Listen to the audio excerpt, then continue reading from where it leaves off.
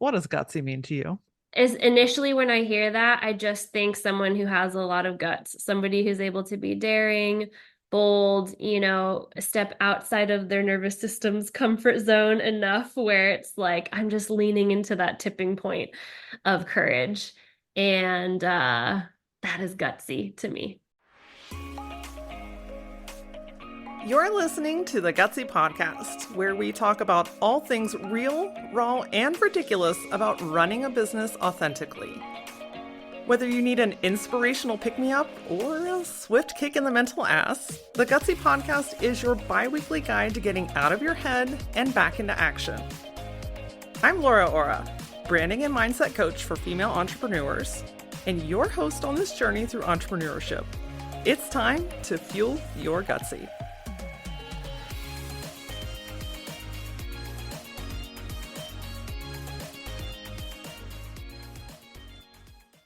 Our body keeps the score of the trauma we've survived. Man, listen, when I read this line from today's guest, I knew that we had to talk more about it. Shame, guilt, grief, anger, sadness, when not fully expressed and released, these emotions and experiences can nestle their way into your body and cause a whirlwind of feelings. Things like pain, anxiety, depression, and so much more. Today, we're talking with Becky Aste about moving stuck trauma out of your body so that you can not only heal physically, but start to heal mentally as well. Becky is a married mother of two, trauma-informed marriage coach, and the host of Your Breakthrough Blueprint, a top 5% globally ranked podcast. She's the CEO and creator of I Do Breakthrough, a company dedicated to equipping highly ambitious wives to repair thriving connection in their marriage by moving trauma out of their body. In addition to acknowledging what's happening physically in our body, we also have to talk about what's happening in our minds. Because the number one thing that stops women from moving forward, breaking free, and experiencing actual, true happiness, it's not time, it's not money or responsibilities, it's their own thoughts.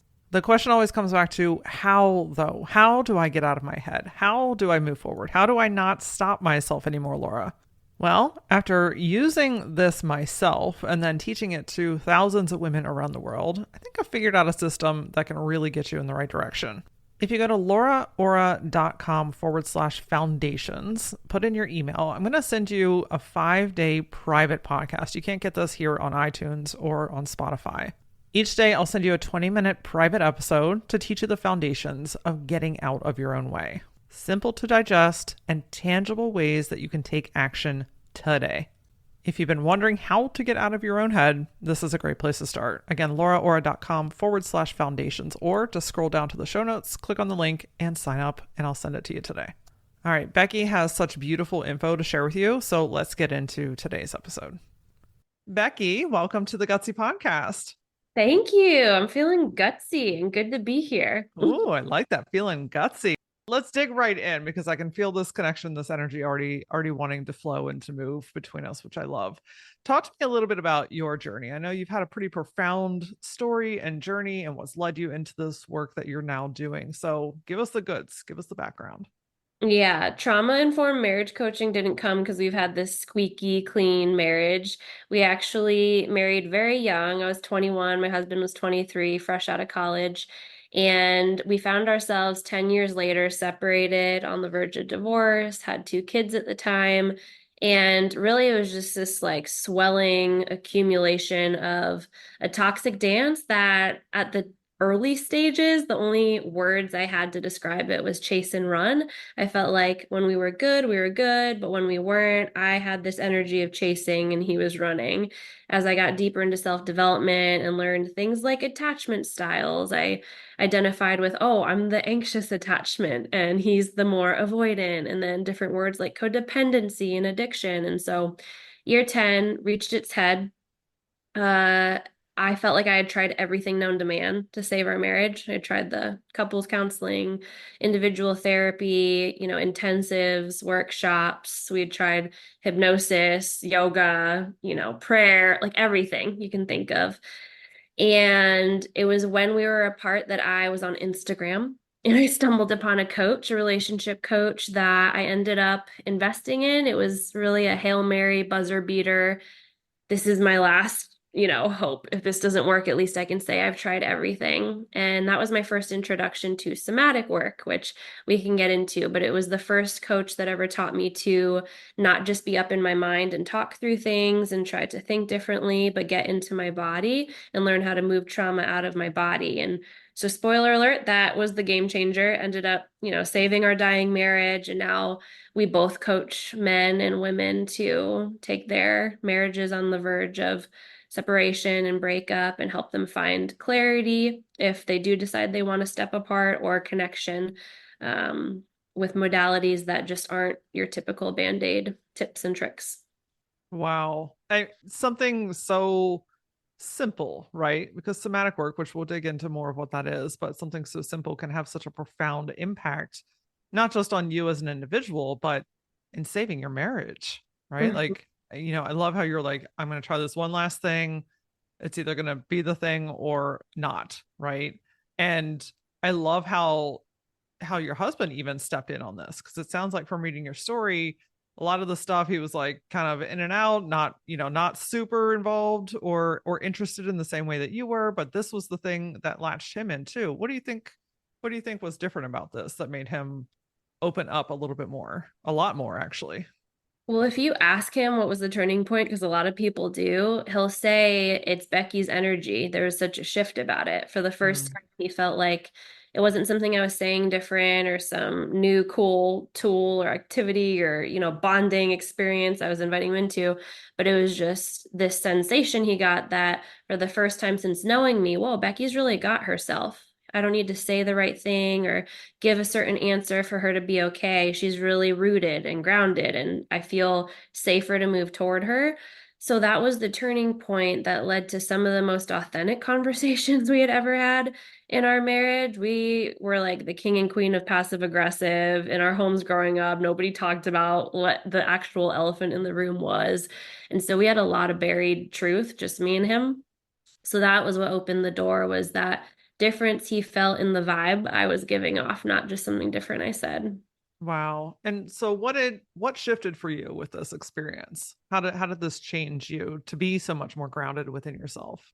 Well, when I stepped into that program, the one that taught me somatic work, at that point I knew a lot because I had done so much, research and reading, and every like free minute I had, even in the car, I'd be listening to podcasts about how to save your marriage. I'm like, I gotta figure this out. So I knew a lot.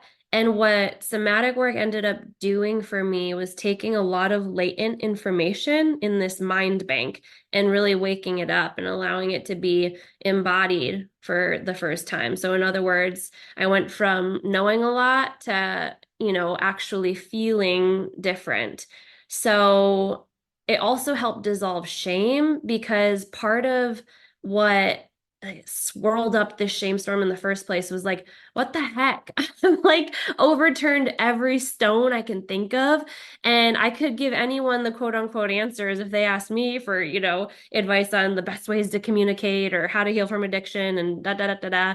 But I know better, but I'm not doing better. So there was like a lot of shame going on and a lot of self-abandonment. And so this was for the first time learning why that is, that when you only work with the mind from the neck up, you're only going to get so far. You're going to find yourself really spinning your wheels at best or re-traumatized at worst if you're only working from the neck up. Our body keeps the score of what we've been through. So in order to really deeply heal holistically, we've got to go into the body to move trauma out. Okay, so that feels like a perfect segue into talk to me about what somatic healing and work really truly is. Yeah, so somatic just means pertaining to the body, especially in contrast to the mind.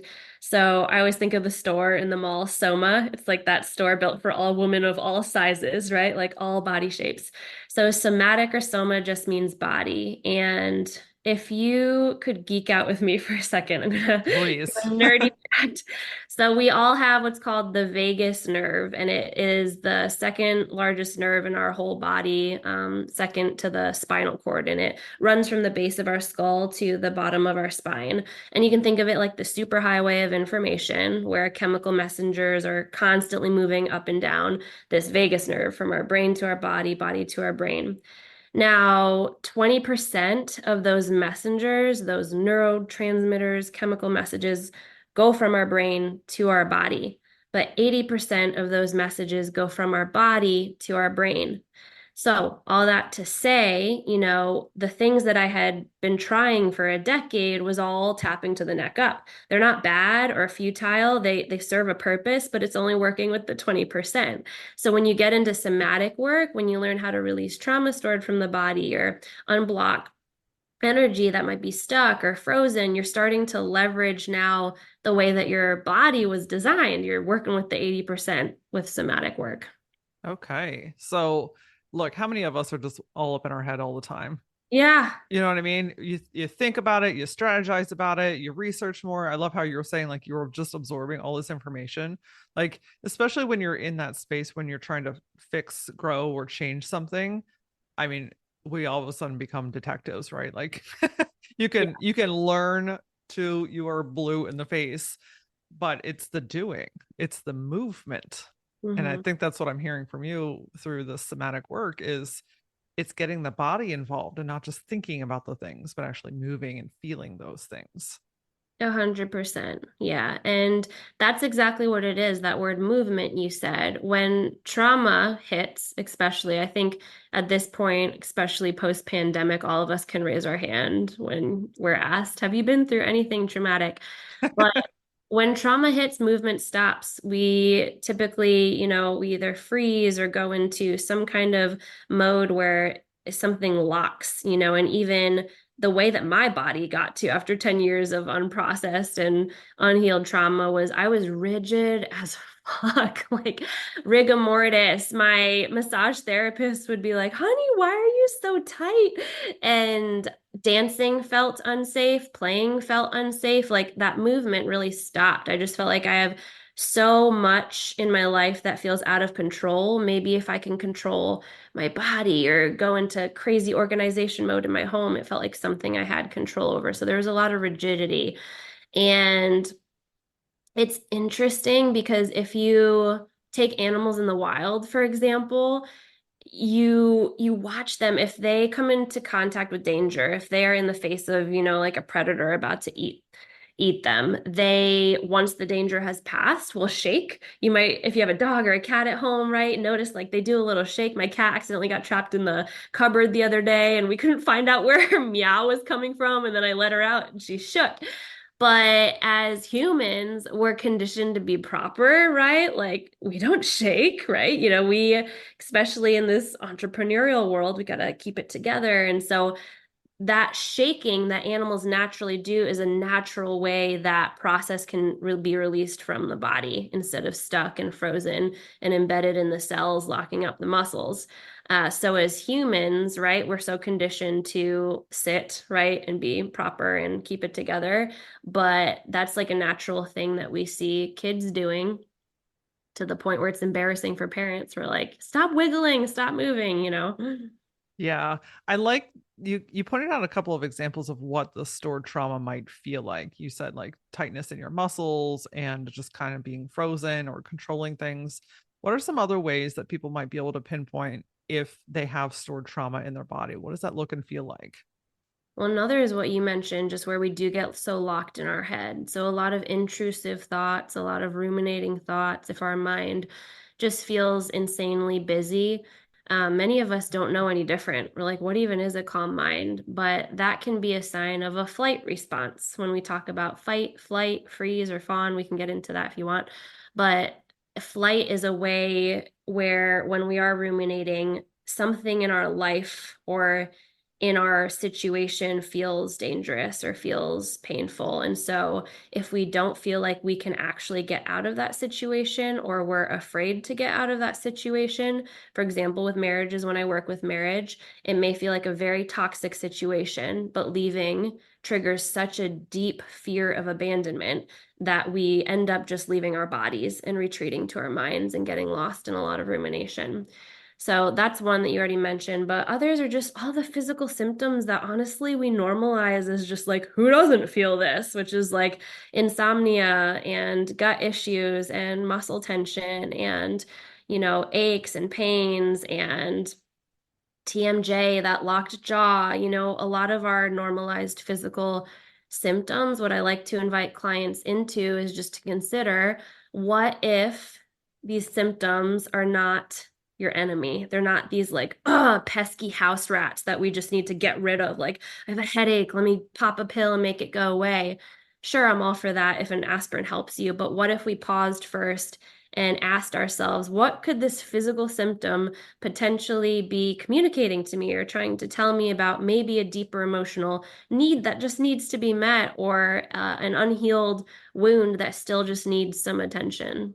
Oh, I love that. That like really getting curious with your body instead of harping at it and getting angry at it. I think that's our knee jerk reaction is just to get pissed off, especially if it's chronic, Yeah. right? Like, I'm I can raise my hand real high and real strong when you're going to the doctor a million different times and everything's coming back fine. Mm-hmm. Sometimes we have to look at things through another lens. I think I'm a huge advocate for making sure that there's nothing actually wrong, right? You want to make sure that you check all those medical boxes, of course, but sometimes it doesn't fit in that box. And it's these thoughts and feelings and stored emotions that over time, over decades, gosh, that stuff can really rack up in our bodies. 100%. Yeah. Sometimes it's one or the other or both, right? We don't know. Is this physical? Is this an emotional thing? Is it both? So I like what you said, just exploring, checking the boxes, exploring all avenues and seeing what helps. Do you have any questions that you recommend or ways to approach that, especially if somebody's never really gone down this path? It can seem a little like, okay, so what do I do in this situation when I do want to get curious? Yeah. So if you're brand new to this, a lot of my clients, when I have my first session with them, I'll even do an invitational body scan. Like, they'll bring up some fight they had with their spouse, and I'll invite them to tune in and just notice what's going on in your body right now. What sensations are you experiencing? What, if anything, do you feel is tight? And it's actually pretty common for them to be like, huh, I have no idea, because we're Yeah. so detached from our bodies. So if that's where you're at, the invitation is just to start exploring and be curious with things as simple as, hey, I'm back to back meetings all day, right, at my computer, but I'm going to try to notice when I actually have an urge to pee and I'm going to take a break instead of ignoring my body's cues. And I'm actually going to stop and go to the bathroom and come back. Or, oh my gosh, I'm hungry. I'm actually going to pause right here, even though I want to like muscle through and get this thing done. I'm going to listen to my body and try to go see how it feels, to trust its lead and trust its invitation and go get some food. And so at the basic level, it's just reconnecting the mind and the body together, because we get so, like we talked about at the beginning, lost in our heads and disconnected from our body's cues. And then when you want to learn and lean in a little deeper, I have a 5-minute video. It's like a Dummies 101 crash course to understanding your body's symptoms. And I go through different energetic points of our body using the chakra system as a tool. And for some people, that word might be like, whoa, what's that about? That was my first reaction when I heard it, because I grew up very Christian, and anything of the like Eastern realm was like dangerous, was just the way I was raised. Other people will be like, cool, yeah, tell me more. But either way, I say it in a pretty just scientific way that like the root of our body, the lower abdomen, the upper abdomen, the heart center, the throat area, all of that is connected to different emotional programs. So, for example, the throat, this is one of the most obvious ones, is connected to communication. and speaking our truth. So I used to have a sore throat or a block in my throat and be like, where's a cough drop, right? Or give me Theraflu, which again, not against that, but now it's this pause of, oh, is there like a truth I'm afraid to communicate or that I'm swallowing down? A couple weeks ago, I went out to lunch with my husband and he was like, I was up all night, I had this just block in my throat and my throat just feels awful. And my first reaction now is like, is there something you need to tell me that you have not? He's like, yeah, let me be honest. I can be honest with you. And he shared something that he was afraid that I would get mad at and that had been on his heart. And so we had a great conversation about it and the freaking throat thing went away. So that's just a little example, but if listeners want to go deeper, I can give you a link for that. Yeah, well, let's make sure we put that in the show notes because I think knowledge is power.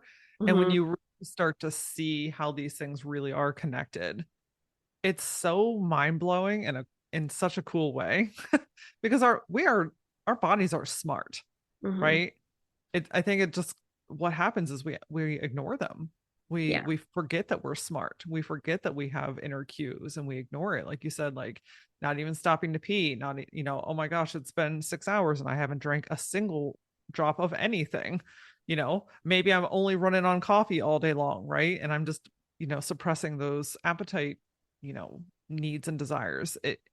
When you really start to understand how we are so intertwined with ourselves and how one thing absolutely can give us knowledge, Yeah. I just find it so incredibly fascinating that I could nerd out with you all day long about it because it just makes sense, right? And I think sometimes it's hard because it feels like it shouldn't make sense, but it does. Do you run into that sometimes where it's like, you know, yes, there's absolutely some science behind it, but it's also like an invisible thing that you have to kind of lean and trust into? Yeah, both. Yeah, definitely. And it's interesting just working with different clients with different personalities, but I'll also find a lot of people come up against what I felt, which was this is too simple to be this Mm, effective because we're used to trying all the hard things or the complicated things or expecting the answer to be in this big fanfare of some blow away, mind shifting, either idea or experience. And those are all a part, right, of the healing journey. But what I have found, and a lot of clients come up against with somatic work, is it's almost so simple, it's annoying. Where it's like, this has been under my nose all along. Like, this is just my body. Just, but nobody taught me the language of my body or that I could actually tap into my body's wisdom or that the answers could be found in something as simple as something this close to home. We're so used to finding the answers in external, things, people, resources. So all of that. Yes. yeah. So, talk to me about some somatic practices. What are some ways that we can start to move this stored energy, the stored trauma out of our bodies? I want to invite people to think of it in two ways, especially if they're new to this, just at the beginning. Where sometimes a somatic practice that you're going to reach for is going to be more grounding. Think of a hot air balloon that's just like untethered and drifting off and needs to be pulled back down to earth or it's going to float away. There's grounding exercises for moments like that when you, for example, are ruminating a lot and you're getting lost right in your head and you just feel kind of scattered, you feel overwhelmed, you feel anxious, you feel stressed. Times like this can be really, really helpful to pull on a grounding technique. And you can Google grounding techniques and go shopping and try on what fits for you, what works, leave what doesn't. But one of me and my clients' favorites is just called the five senses. So it's in a moment of trigger or overwhelm anxiety where you just pause and name five things you can see, four things you can hear, three things you can physically touch, two things you can smell, and one thing you can taste. And what this does is it gets you out of that activated fight flight mode lost in your head and brings you back into your body and gets you into the what's called parasympathetic nervous system, where that's the nervous system that says, I am safe, I can rest, I can digest, we're not in danger, needing to fight a threat here, like we're okay. Other moments where it's like not a hot air balloon energy needing to be tethered, but you feel like you're going to explode. Like think volcano. It's just like rage, resentment, like maybe intense fear or intense, like, yeah, just that kind of energy of, I need to get this out or else I'm going to explode. That's when shaking it out can be huge. Just turn Taylor Swift all the way up, or if you hate Taylor Swift, Rage Against the Machine, whatever, helps you just to actually shake your body. Do it in private, right? Not, we're not going to be walking around Target doing this. But when you can, that's a huge way to release from your body. Another way is pushing against the wall. If you do like runner's lunge stance and put two hands on the wall and just push as hard as you can be a huge way to just get that angry kind of energy out of your body. I'm big for sacred rage sessions, which can just be as simple as screaming into your pillow, punching a bed. A lot of my clients find the car is their favorite place just to let it out. And just the other day, a client was like, really? It was that simple? All this time just screaming in my car. I did not know it could be that therapeutic. I feel amazing. So, those are two that I would just love to leave your audience with today. All right, friend, let's get real for a second. I mean, we're always real around here, so it's nothing really new. The thoughts that you have in your mind are the loudest conversations you will ever have. So let's cut through the noise and break free from what's holding you back. Your very own thoughts. I've got a free 5-day private podcast. I send you the audio. They're quick 20-minute episodes where you're going to learn a clear and simple, emphasize simple method that's going to allow you to catch and reframe your thoughts in the moment so that you can finally start to move forward with the things that you actually want. Just because it's simple doesn't mean it's easy, but I'm telling you, I've seen it work hundreds of times over and over. If you want to quiet all that fucking noise in your head and you want to start taking steps forward, go to lauraora.com/foundations or scroll down and click on the link in the show notes.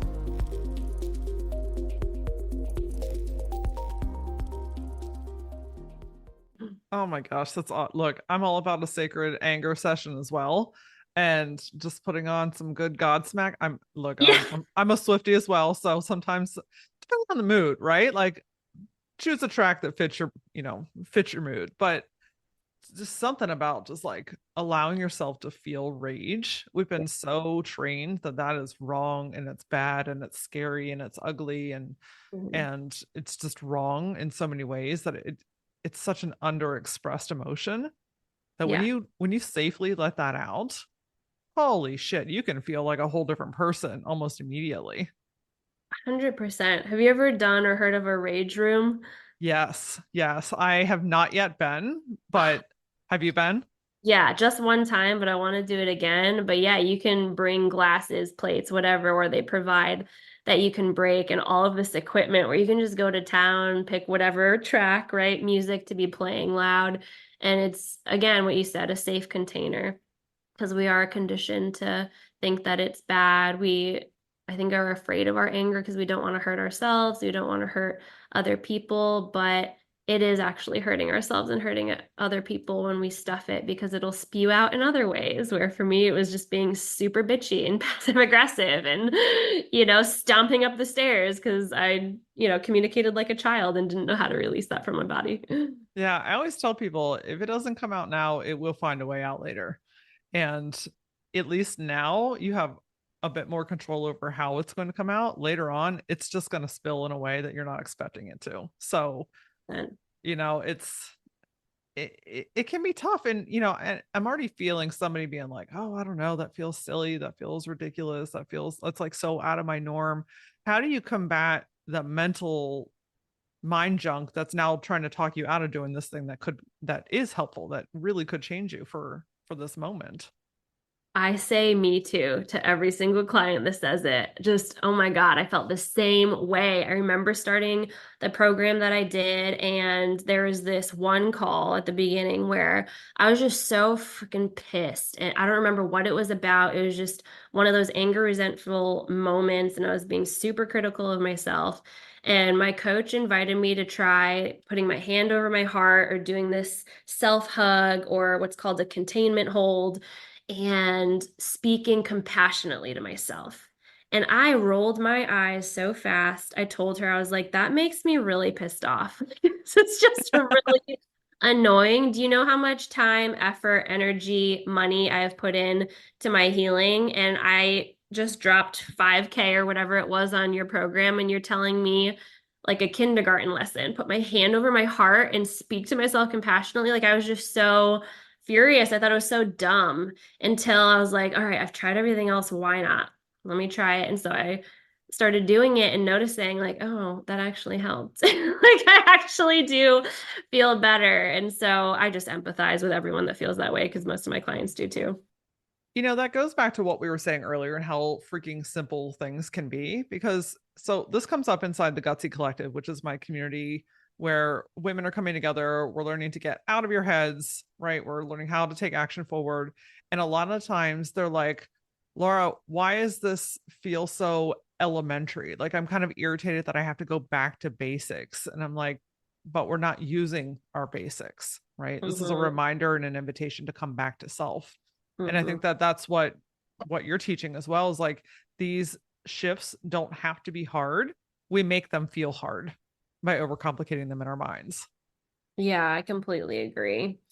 Yeah, we were really conditioned, I think, just in the fast-paced, modern world where everything is really flashy and fast, instant, right? Gratification, all of that stuff. And so simple can feel really either boring or just completely unsafe. With nervous system work, I say this a lot, and I've also seen it circling around Instagram, but your nervous system does not give a shit between what's good for you, what's bad for you, what's healthy, what's not healthy. It just knows and wants what's familiar. And so we've gotten so used to and conditioned to, answers outside of ourselves, things happening really fast, or big emotional experiences, that anything slow or subtle or simple can feel unsafe. Our nervous system is like, what is this? We don't do this. This is outside of our, typical what we're used to. And yet at the same time, I find it is what we are desperately craving more than ever, is just to be able to be present and to go slow and to live and not just survive and hustle and be super, super productive people who are constantly busy. Hmm. Louder for those in the back. That I think that we're all relearning a new way of living, right? The way that people, our ancestors and just people lived many, many, many, many years ago. That feels familiar, yet it feels so unfamiliar at the same time. So I think that we're unlearning a lot of conditioning and societal expectations to get back to those basics, to allow ourselves to feel our body. You brought up the vagus nerve earlier, and I think that that's been a hot topic, on videos and content, and a lot of people are talking about it. And I think that that's fantastic because we're learning about these new tools. They're not new, but the information is new to us. Are there certain ways that you can activate that parasympathetic or work with the vagus nerve specifically to like help calm a situation or a moment if you're in like, you're just like in the heat of something or the bigness of something? Yeah, you can again Google like vagal toning, vagus nerve toning, and a whole bunch of stuff will come up. And, like I tell my clients, you try on what works for you, leave what doesn't. But just a couple top of mind is you can put actual ice, something cold ice pack on the nape of your neck, the back of your neck, which is where the vagus nerve begins. You can also do the word VU, like VU, and just kind of hum that. And it's just going to be like, you're going to sound crazy or feel silly, but going VU, it creates this vibration and it stimulates the vagus nerve. And so I'll do that sometimes when I really need to calm down. There's something about that that really helps me. Oh my gosh, it's phenomenal. And you can do that anywhere, right? Like, Yeah. hell, I have done stuff like that in Target or at the store or, in a situation. I think that the more that we normalize it, the more that we normalize it. You know what I mean? And so it might, if it doesn't feel good to do it out in public yet, that's okay. But just know that it's okay because it really actually helps. Like it actually makes a difference. Yeah. You can take a heightened anxiety or a lot of thoughts or that bigness that you were talking about earlier, and you can ground it sometimes in seconds by doing these simple activities that you're sharing with us today. Totally. Yeah, I just pictured us like 10 years from now, everyone walking around just going, "Voo." It'll be Hey, normalized. you know what? It'll be a much calmer fucking place to live. That's what I can Yes. say.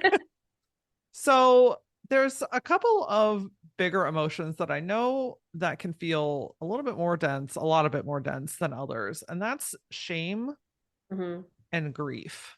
Those hmm are two that I feel like are a little bit harder to shake out or to hum out. I'm not saying that those things don't work, but I know that it takes a little bit more practice. Do you have any recommendations on working with those two things?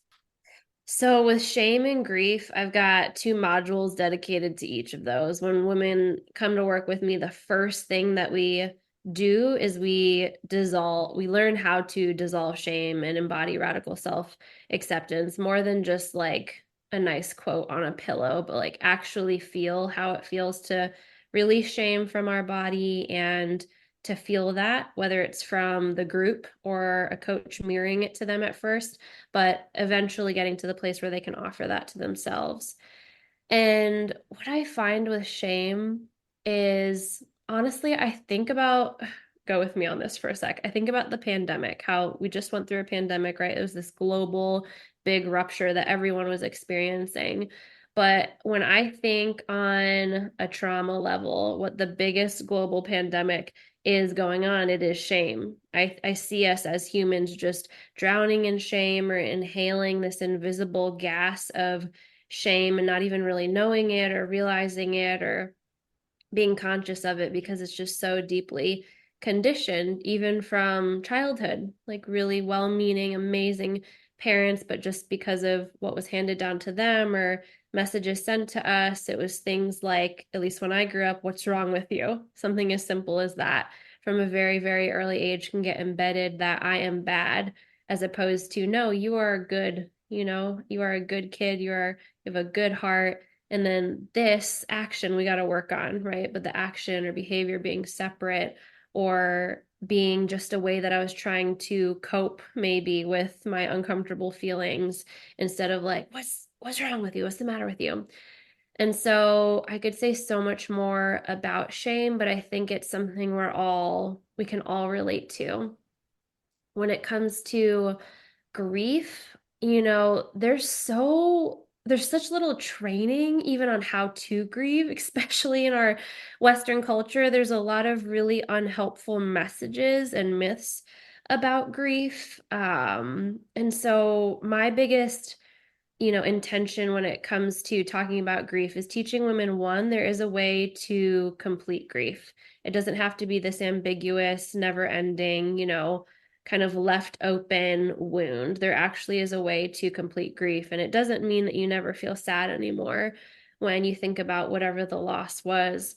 But there's a way to be with that sadness in an embodied way where you're still able to hold yourself sacredly, move through it, and it to not be so disrupting to, your peace and to your vitality.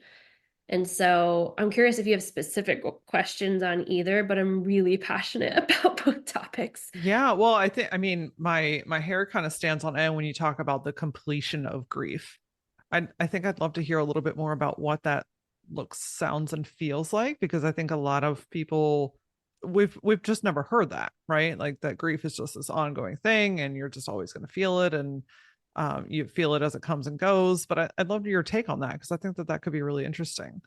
Yeah, one of the biggest myths with grief is time heals all wounds, but it doesn't. When you learn about how our body does keep the score of what we've lived through, time alone doesn't do anything. It's really what we do with that time, and especially if we're able to get into the body to move trauma out. So there's a book if people want to add it to their Audible or Amazon cart, but the Grief Recovery Handbook, it's like a lavender color, and I'm blanking on the author right now. I can get it for you, but I've used it, I've gone through it. It goes through really the process of ways that you can actually complete grief, and it involves kind of holistic mind and body and other people, those kind of three things in one. And so one thing I do, just to give an example with my clients, is a grief timeline chart. And so I invite them to write down from birth to present day, making little, dash marks. What were their big, and not even big, but what were their losses that they remember along the way? Grief doesn't always have to mean it's somebody dying or a divorce. That's definitely part of it. But grief just means any transition in the pattern of things. And so it could be a move, it could be, losing a pet, it could be even a good thing, right? Like you leave one job that you really loved for a different one, but with that comes the loss of a whole community of people that you were close to. So just marking down throughout your life, what losses have you survived? And then with me being a somatic practitioner, I have them just take note of when they think about that loss, where they feel it in their body, just to make that connection. And then after you've kind of had this session where you can, I mean, some women get creative with it, do it by candlelight, really make it a sacred thing when they're doing their chart. Then they'll either bring it to a call with me or their client support coach and be able to just share, verbally process and speak to what the losses have been and be able to connect along the way where it is in the body, and in those sessions with their somatic coach be able to follow some of the body's cues, like, okay, you feel it in your chest, like what do you want to do right now, and we can do a little somatic work around that in the moment. So yeah, there's definitely much more to say about it, but I think grief is just, there's a big question mark around it because we're like, I don't know, we're not really taught how to do it. Right. Well, and I think that the overarching theme of what I'm hearing from you today is that we just need to feel and move, Hmm. right? Like slowing down long enough. It doesn't always have to be a big practice, right? It doesn't have to always be like a half day type of thing. It's in these like moments Hmm. where instead of skating by or pushing off or, sliding it underneath the rug, actually just stopping and acknowledging our bodies first Hmm. and then giving ourselves the opportunity to do or feel what we need to in that moment. Yeah. Yeah. Even like if it's as simple as I'm in the kitchen and I'm cooking dinner and all of a sudden I miss my dad, right? My dad passed away when I was 18, suddenly have a heart attack. If it feels like tears need to come up, like trusting my body's cues and allowing that, not apologizing for it. If I need to cry while I'm cooking or just tell my husband to take over so I can have a minute, just allowing that to come out. Man, releasing tears is so good for you. Like even on a chemical level, the kind of chemicals that it releases in your brain and gets cortisol out of your body. So yeah, it doesn't have to be a big session, right? It can if you have dedicated time for that, but it can be as simple as that, just following the cues in the moment that it arises and not forcing it, not being like, okay, on March 14th, I'm gonna like a girls' night and watch sad movies and get ice cream and I'm gonna force myself to cry. It's following your body's lead is what I find to be the best route. What about in those situations where, like, because I've heard women say this, like, now's not the time for that, or, I'm not in the right place to be able to cry or to shake or to hum or like whatever is coming up that they are needing to feel. They're Hmm. like, whether they're at work or they're in a meeting or they're just in a situation where that doesn't feel like the right time and space. So then what do? They kind of swallow it down in and it gets Hmm. stuck even further. How do you navigate when those things do want to be felt and released, but you're not in the right setting for it? I love that you asked that because there definitely is a place for intentional compartmentalization. And I love this little trick or tool that I have a caregiving coach because my mom recently was diagnosed with Alzheimer's. Her health and mind is declining. And so she gave me this tool. Now I've been passing it to everyone, but it's just the box exercise. So there was one day where I was hit with this bad news with my mom, wave of emotions, and I was about to hop on a coaching call that typically I would try to reschedule something if I'm able to, like I did with you in this interview last week. But this was something that I couldn't have. It was like too close. And so I literally drew a box with my fingers in the air. And I was like, I'm putting my grief, I'm putting my sadness. And I know people can't see me right now, but I'm like my hands are taking, kind of pretending like I'm reaching into my heart, putting it in this box, and I'm going to keep you there until I can come back and revisit you. And I took a couple of deep breaths and I was able to hop on that call and really be present and give. And I actually forgot about the grief that was going on in that moment. And then when I had space later, I let it out. But it's common for a lot of us, especially if we're busy working throughout the day. We can feel like it quote unquote hits us out of nowhere once the kids are down, once work's done for the day. And it's not that it's out of nowhere. It's just like, oh, our body's like, you have space to release this. Yeah, the world around you got quiet, so everything on the inside got louder. Yes. Yes. Yeah, for sure.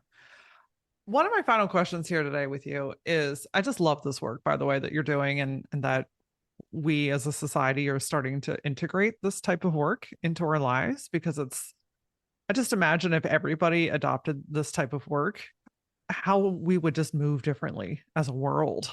You know what I Yeah. mean? As a community, as spouses and mothers and sisters, and all the roles that we play.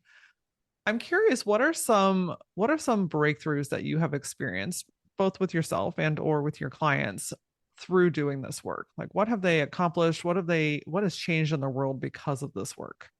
One of the biggest things that come to mind, which we didn't get into it, I'm happy to another time, but a part of our story, what created such big rupture is there was betrayal and infidelity in our marriage. And I honestly wasn't sure if we were even allowed to come back from that. I had so many voices be like, you should do better than that, leave him, dump in a lot of unsolicited advice.